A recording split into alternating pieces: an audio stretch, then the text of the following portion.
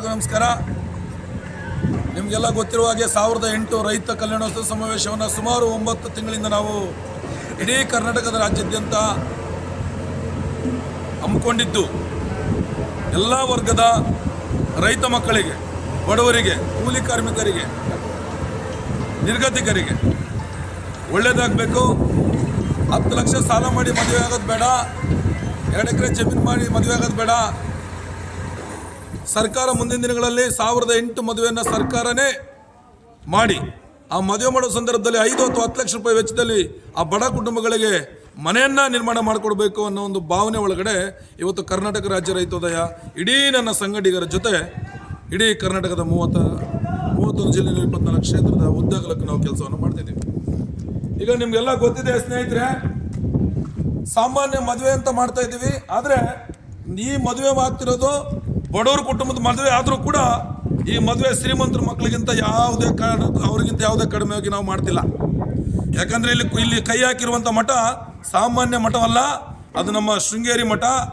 ಭಾರತೀ ತೀರ್ಥ ಸ್ವಾಮೀಜಿಗಳು ಶ್ರೀ ಭಾರತೀ ತೀರ್ಥ ಸ್ವಾಮೀಜಿಯವರ ಶಿಷ್ಯರಾದ ವಿಧುಶೇಖರ ಭಾರತಿಯವರ ಆಶೀರ್ವಾದದೊಂದಿಗೆ ಈ ಮದುವೆ ಕಾರ್ಯಕ್ರಮ ಅಚ್ಚುಕಟ್ಟಾಗಿ ಸೊಗಸಾಗಿ ನಡೀತಾ ಇದೆ. ರೈತ ಕುಟುಂಬಗಳು ಯಾವುದೇ ಕಾರಣಕ್ಕೂ ನಾವು ನುಡಿದಂತೆ ನಡೀತೇವೆ, ಯಾವುದೇ ಕಾರಣಕ್ಕೂ ವಾಪಸ್ ಹೋಗೋದಿಲ್ಲ. ಈ ಚಂದ್ರಶೇಖರ್ 1008 ಮದುವೆ ಮಾಡ್ಲಿಕ್ಕೆ ಹೊರಟಿದ್ದಾನೆ, ಅದು ನನ್ನಿಂದ ಸಾಧ್ಯವಿಲ್ಲ. ಮೇಲ್ಗಡೆ ಭಗವಂತ ಈ ಮದುವೆಯನ್ನು ಮಾಡಿಸಿರುವಂಥವನು. ಒಂದು ಮದುವೆ ಮಾಡೋದೇ ಕಷ್ಟ ಇರುತ್ತೆ. ಇವತ್ತು ನಾವು 1008 ಮದುವೆ ಮಾಡೋಕ್ಕೆ ಕನ್ಸ್ಕೊಂಡಿದ್ದೀವಿ ಅಂದರೆ ನಾವು ಅದೆಂಥ ದೊಡ್ಡ ಅಪರೂಪವಾದ ವ್ಯಕ್ತಿತ್ವ ಅಂದರೆ ಗುಣ ಅಂದರೆ ನಮ್ಮೆಲ್ಲರ ಸಂಘಟಿಗರದು. ಅವರಿಗೆ ನಾನು ಕೈ ಮುಗಿದು ಕೇಳ್ಕೊಳ್ತೀನಿ, ಅವರೆಲ್ಲ ಹಗಲು ರಾತ್ರಿ ದುಡಿತಿದ್ದಾರೆ. ಜೊತೆಗೆ ಬರುವಂಥ ಕುಟುಂಬಗಳು ಒಬ್ಬರಿಬ್ಬರು ಬರಬೇಡಿ, ನೀವು 100 ಜನ ಕರ್ಕೊಬರ್ಬೇಕು ನಿಮ್ಮ ಮದುವೆಗೆ. ಯಾಕಂದರೆ ಮತ್ತೊಂದು ಸಲ ನೀವು ಮದುವೆ ಮಾಡ್ಕೊಳಕ್ಕಾಗಲ್ಲ. ಇಂಥ ಸಾಮ್ರಾಜ್ಯದಲ್ಲಿ ನೀವು ಮದುವೆ ಆಗ್ತಿರೋದು ಇದೇ ಮೊದಲನೇ ಬಾರಿಗೆ ಕರ್ನಾಟಕದೊಳಗಡೆ ಇತಿಹಾಸವನ್ನು ಈ ರೈತ ಕುಟುಂಬಗಳು ಮಾಡ್ತವೆ. ಜರ್ಮನ್ ಶಾಮಿಯಾನನ್ನು ಹೆಚ್ಚು ಕಮ್ಮಿ 300-350 ಅಡಿ ಜರ್ಮನ್ ಶಾಮಿಯಾನ ಹಾಕ್ಸಿದ್ದೀವಿ. ಪೂರ್ತಿ ಟೋಟಲ್ ಆಗಿ ನಾವು ಎಷ್ಟು ಮಾಡಿದ್ದೀವಿ ಅಂದರೆ ಇವತ್ತು ಊಟಕ್ಕೆ ಹೆಚ್ಚು ಕಮ್ಮಿ 2 ಲಕ್ಷ ಜನಕ್ಕೆ ಊಟದ ವ್ಯವಸ್ಥೆಯನ್ನು ಮಾಡಿದ್ದೀವಿ.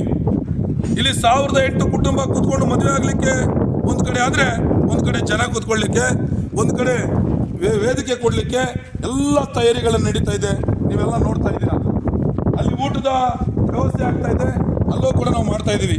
ದಯಮಾಡಿ ಚಿತ್ರದುರ್ಗ ಜನತೆ ತುಂಬ ನನಗೆ ಸಹಕಾರ ಕೊಟ್ಟಿದ್ದಾರೆ.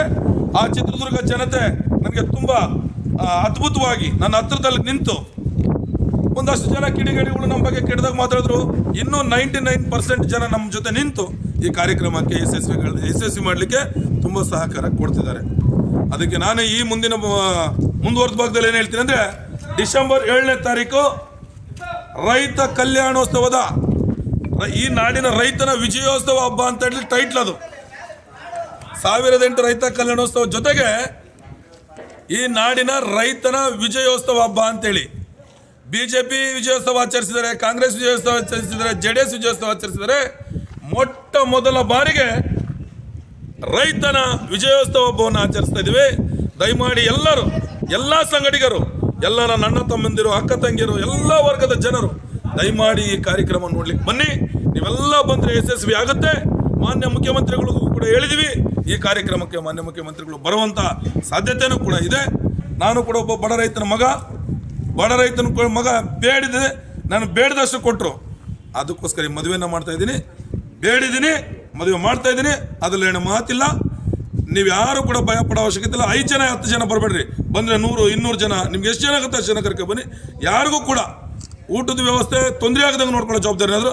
ಆದರೆ ಬರುವಂಥವ್ರು ನೂಕುಲು ಮಾಡದೆ, ನಮಗೂ ಯಾವುದೇ ತೊಂದರೆ ಕೊಡದಂಗೆ ಸೊಗಸಾಗಿ ಕಾರ್ಯಕ್ರಮವನ್ನು ಮುಗಿಸ್ಕೊಂಡು ಹೋಗಿ. ನಮಗೆ ವಾಲಂಟ್ರಿಗಳು ಬೇಕು.